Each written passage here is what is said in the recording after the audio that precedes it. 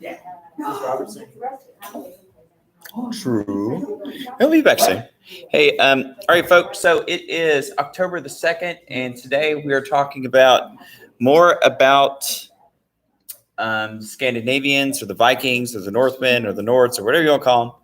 And so that's chapters 36 to 37. We have the following things up on the board. Why did they sail? As in the people I just described. Where did they go? Who is Eric the Red? Who is Leif Erikson? And the Roos. Yeah, it's either Leif or Leif. I've heard both, but I think Leif is the way people are saying it. That's right. And that's where it comes from, because he was the son of. Hey, folks, let's go ahead and begin. I don't think we have too much as far as notes to go over today, but I do want to hear about your opinion on what we read yesterday as well. So. Oh, yeah. Here, let me show you the images first. So, here we have, this is an artist's interpretation of Eric the Red, very famous explorer, and also he was known as a great trickster as far as these people went, because he named Greenland, right? Was it? And it was ice. Yeah, it's like hardly any good farmland or even any good land for sheep and things like that. So it's a pretty rough place, but he's known as the great colonizer for the area. His son, Leif Erikson, will also be a great explorer, and he's going to sail across the Atlantic and explore a lot of what we call Canada today. They're going to have contact with some of the natives there. But the thing is, there's not going to be any permanent settlements there.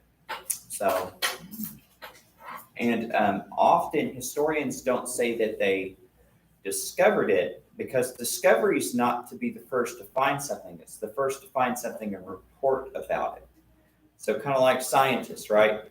A scientist can go into the Amazon rainforest, and sure, there have been people who've seen a certain frog before, but it's not until the scientist reports it back to the rest of the world that we call it a discovery. So it's just one of those little nuances. Hey, Mr. Wayne, you want to know a fancy little thing somebody done found? They found a hammer that was formed, or had a rock that was 400 million years old formed around it, that had an iron purity level that can only be achieved by today's technology. You know, it's funny what ancient people could do, because there's like bronze working, for example. The ancient Chinese and the ancient Greeks were able to make forms of bronze that we can't replicate today. Like, for example, we're not sure. Like, for example, like ancient Greeks could actually, the way they made molds to make statues out of bronze, we can't replicate it. Every time people try to do it, it cracks, falls apart, can't cool it right, can't get it to set right. Ancient Chinese, there are some swords that they excavate from grave sites, and the properties of the bronze is it's tougher than a lot of our steel. It's very sharp and lasts a long time. We don't understand how they did that with the technologies they have. So there's a lot of mystery as far as what really great craftsmen were able to do back then. They didn't really write it down. They were trade secrets. If the world knew how to do it, they'd be out of a job. So, So moving on. So, yeah, your book's correct to point out that Sweden had a great influence on Finland. And so they're going to have Finland's going to be kind of like later on in European history. It's going to be one of those places where you have a split, because Russia's constantly going to be kind of at odds with Finland and claim control over it. And they're going to claim that they're not, that they actually. So, and from there, remember, and you remember this from your videos, you're going to have Viking people actually make it down into southern Russia, and they're going to found their own people called. And so this is when we tend to claim the beginning. They were known as being very nomadic herds people, known for their raiding. They weren't known for like writing or culture or anything like that. And so here, I think this is Rurik is going to found the Rus. And Kiev and Rus, it's going to, Kiev being the capital, is going to be composed mostly of what we might think of as city-states. Moscow is going to be a very small town this time. The two biggest towns are Kiev and Novgorod. And so this is going to be the heart of early Russia. Eventually, you're going to have Moscow is going to become the center. But that's going to wait a little bit till later on. But yeah, they're going to be very closely connected as we've discussed before with the Byzantine Empire. And a lot of that has to do with proximity. I mean, they're able to sail here in the Black Sea, make it through the river channels all the way up deep into the country. So they have a lot of trading going on. Especially the Russians are trading a lot of things like natural resources, like I think like tar and animal skins and honey, and like stuff like that, right? Whereas the Byzantines are able to sell like manufactured goods, tapestries, and pottery, and things like that the Russians can't quite make on their own. And so you have Vladimir of Kiev. We've talked about him before. He's going to convert to Eastern Orthodoxy because his emissaries are going to talk about just how awesome the Hagia Sophia is in Constantinople, this great big church. They liked all the smells and the bells and all the kind of like the ceremony of the Orthodox way that they perform their services. And so he and his people are going to be baptized. Back then, remember, religious freedom didn't exist anywhere in the world. You pretty much were the religion of your king. Now, in ancient times, like in Greek city-states and stuff like that, yes, people were able to have different beliefs. But there's something about monarchies. When you live under a monarchy, you're the religion of your king. As you see in your book, the Vikings are sailing around, going all over. So here we see, like Eric the Red goes up to Iceland, Greenland, and then his son Leif Erikson is going to go all the way down here to Vinland. This, of course, being modern day Canada. Canadian. Canada, yeah. Canadian. Home of the egg. That's right. Of the syrup, eh? All right, so I don't really have a good picture of this one. All right, we'll just stick with that one. Canadian. Hey, there's a nice little spike club there. All right, so why did these people sail around? Because Exile. that was their land, or not land, that was like what they were surrounded by, so they were kind of forced into it. Okay, yeah, so surrounded by water. What was the human reason? Exile. Yeah. So here's the thing, it's going to be political unrest and lack of land. And some of it was exile. A lot of people became outlaws. And Yeah. other things. Lack of land. This is unrest. Remember it says that. Yeah, it says unrest. So lack of land and lack of opportunity. And so, yeah, people they're whenever you have whenever you have a society and people don't have meaningful things to do, things like what you might call crime comes up. So yeah, many turn to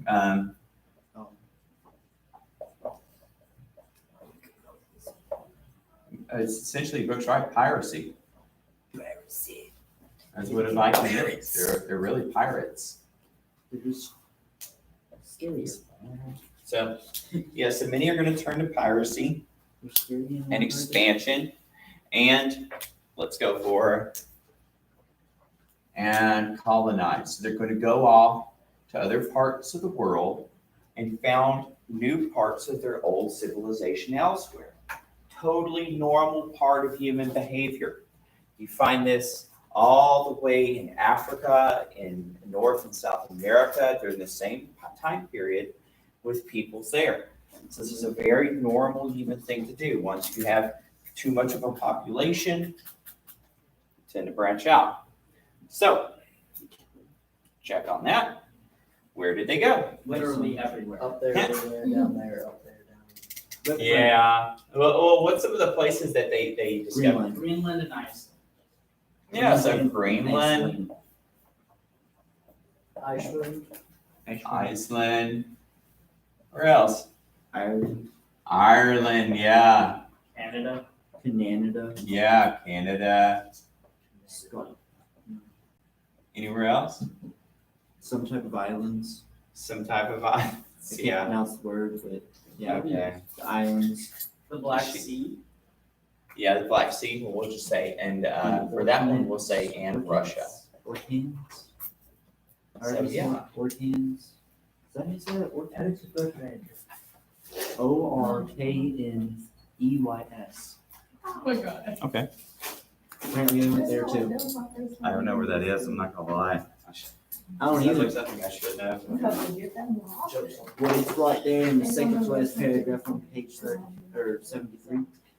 In bold, D. Arcus. Hebrews. Yeah, I don't know. Oh. Oh, Without having like a rope out of your All right, kids, so we have one of their famous explorers. So what did Eric the Red do? Eric the Red, he did some intro. He did What? The first settlement on Greenland. Yeah, so good.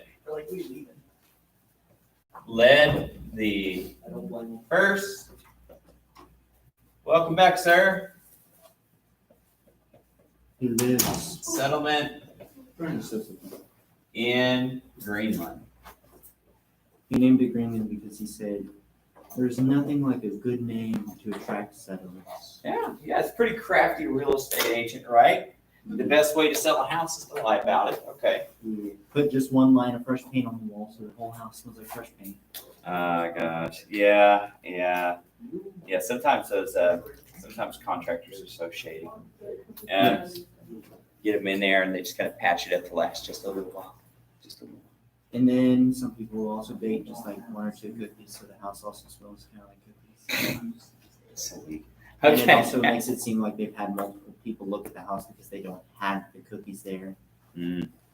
Because they only had cooked like one or two and they had already eaten them themselves. You've thought about this before, haven't you? No, I've watched it happen. Ah, I see.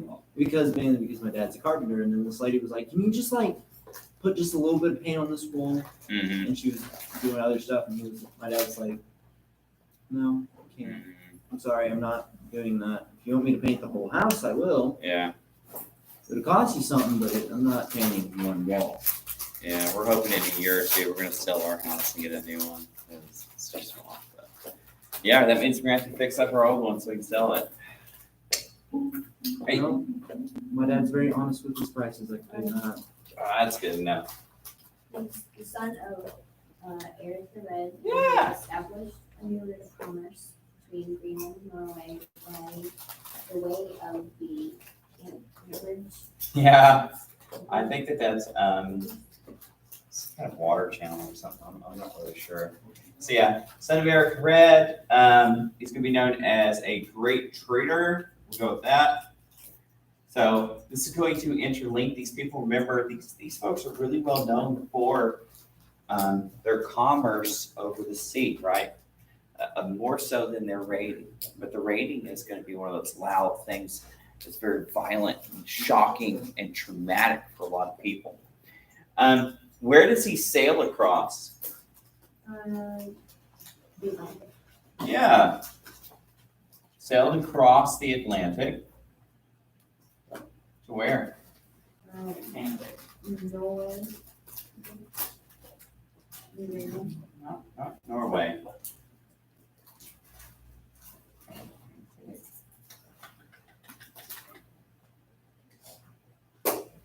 Doesn't he go to Labrador?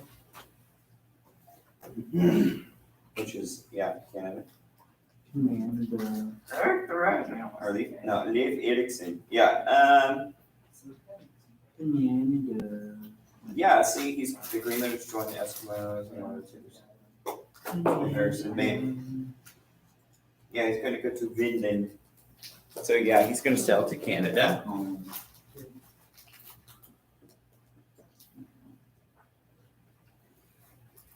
And Canada has many, many islands off on its eastern coast and on its northern coast. So it's not all just solid land. There's a lot of islands off the shore of Canada in certain parts of it. So the Roos. How did the Roos get started? They're going to be founded by a guy called what? Rory. Yeah, Rurik. Yeah. So,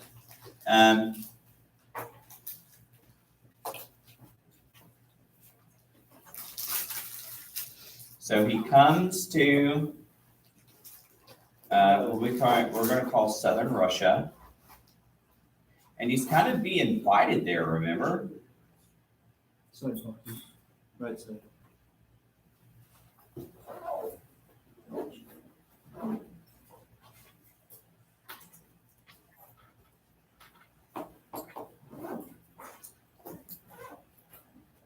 Does he found a city?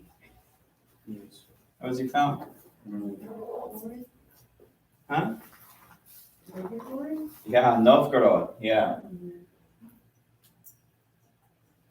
That's there. Founds Novgorod.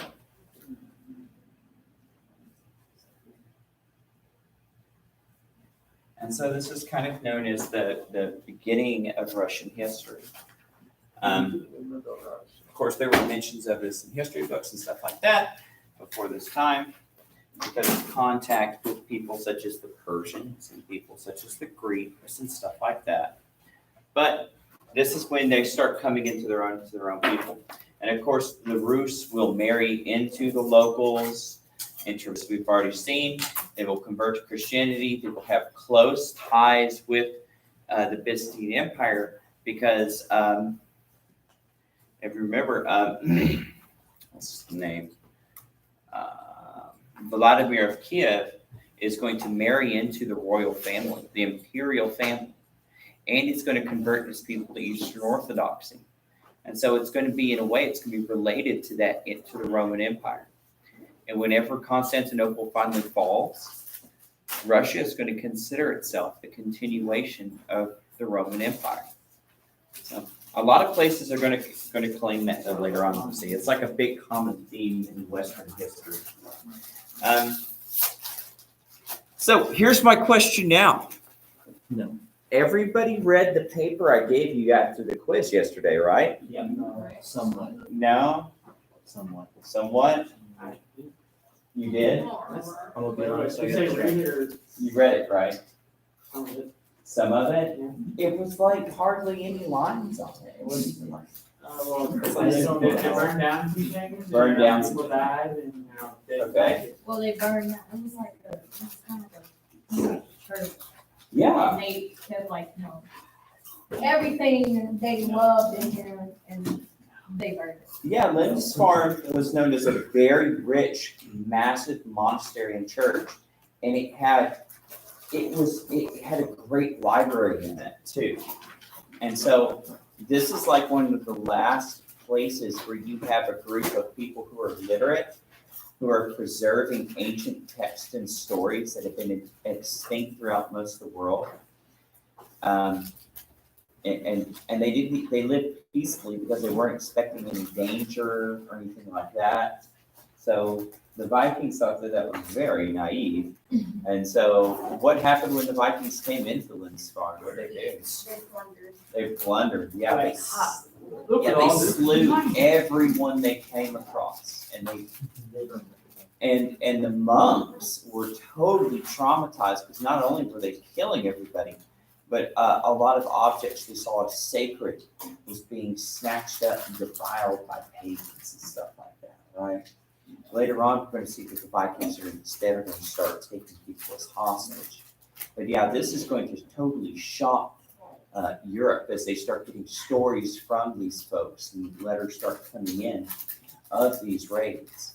And we're going to see that people are going to live in terror because they never know when they're going to wake up. Whenever the sun comes up in the morning, that's when the Vikings would usually do their raid, right at first light, when people were still trying to wake up, but they had enough sunlight to at least fight. And so this was like a really dangerous thing. People never knew which morning they'd wake up. There'd be a team of Vikings there chopping them to pieces and running off with all their stuff. So it's a very traumatic thing for people. Well, good job, folks. Tell you what, I don't think we're going to do an assignment based off that one now, but thank you for reading it. Hold on to it though, because we might need it later. All right, we're going to end our lecture for today. We're going to come back on Monday. We're going to talk about the next 2 chapters. So if you have not taken your quiz, you need to go online and do it right now. Talk to you later, kids.